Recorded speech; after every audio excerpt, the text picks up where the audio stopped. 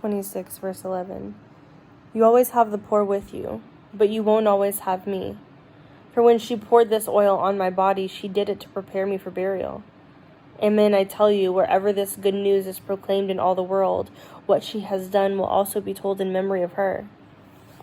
Then one of the 12, the one called Judah of Creot, went to the ruling Kohanim and said, What are you willing to give me if I hand him over to you? And they weighed out 30 shekels of silver for him.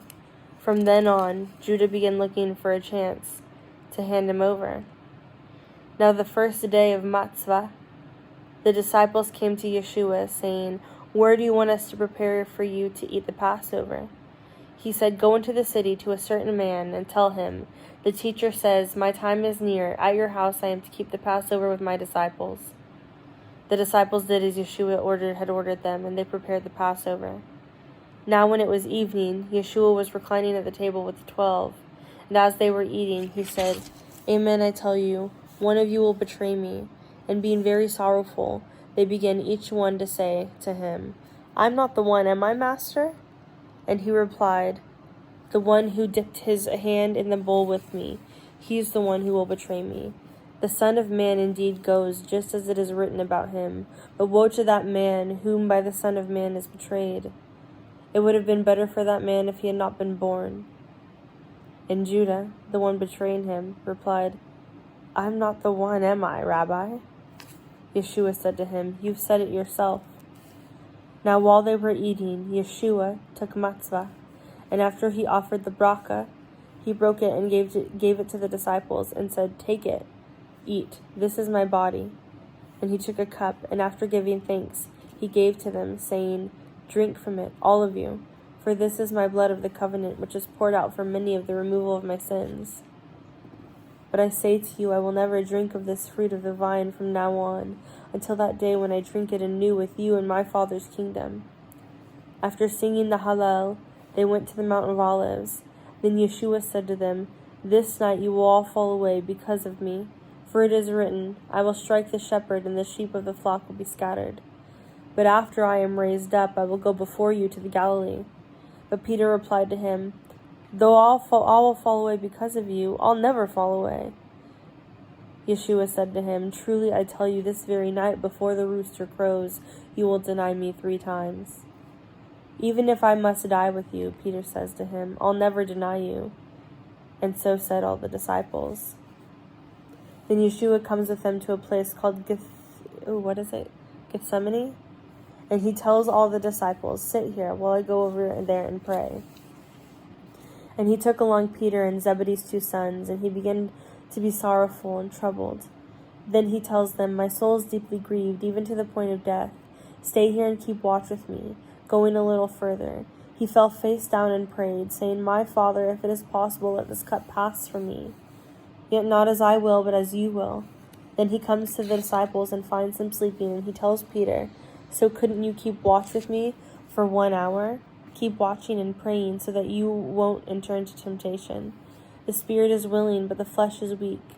Again, for a second time, he went away and prayed, saying, My Father, if this cannot pass away unless I drink it, let your will be done. And again he came and found them sleeping, for their eyes were heavy. So he left them again and prayed a 3rd time, saying the same words once more. Then he comes to the disciples and saying to them, Still sleeping? Take your rest. Look, the hour is at hand, and the Son of Man is being delivered into the hands of sinners. Get up, let's go. Look, my betrayer is near. When Yeshua was still speaking, here came Judah, one of the 12, and with him a big crowd with swords and clubs from the ruling Kohanim and elders of the people. Now his betrayer had given them a sign, saying, The one I kiss, he's the one, seize him.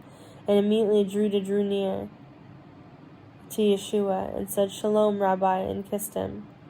Friend, Yeshua said to him, Do what you've come to do. Then they came up and threw their hands on Yeshua and seized him. And suddenly, one of those with Yeshua stretched out his hand and drew his sword, and he struck the Kohen Gadol's servant and cut off his ear. Then Yeshua said to him, Put your sword back in its place, for all who take up the sword shall perish by the sword. Or do you suppose that I cannot call on my Father, and at once you will place at my side 12 legions of angels? How then would scriptures be fulfilled that it must be so. At that hour, Yeshua said to the crowds, "Have you come out with swords and clubs to capture me as you would a revolutionary?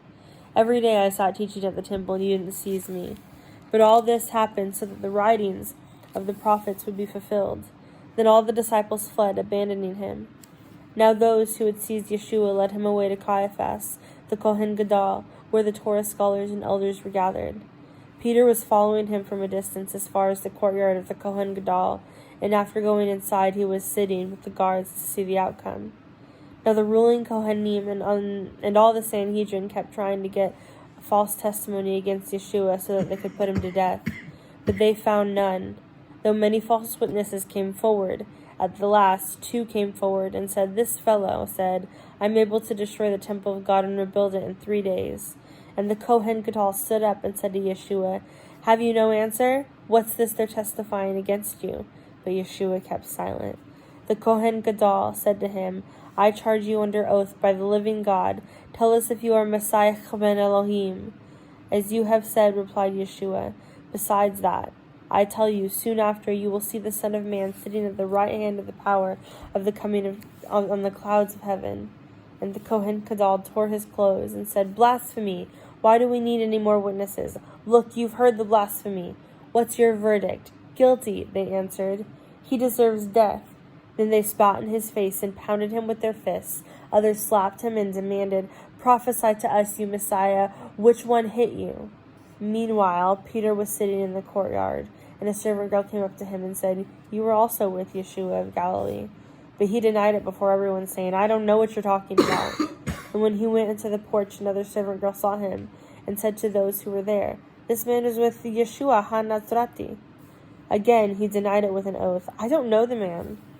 A little while later, some of the bystanders approaching Peter said to him, "Surely you're one of them too. Your accent gives you away." Then he began to curse and to swear on oath, "I do not know the man." Right then, a rooster crowed. Then Peter reminded himself of the words Yeshua had said, "Before the rooster crows, you will deny me 3 times." And he went away and wept bitterly.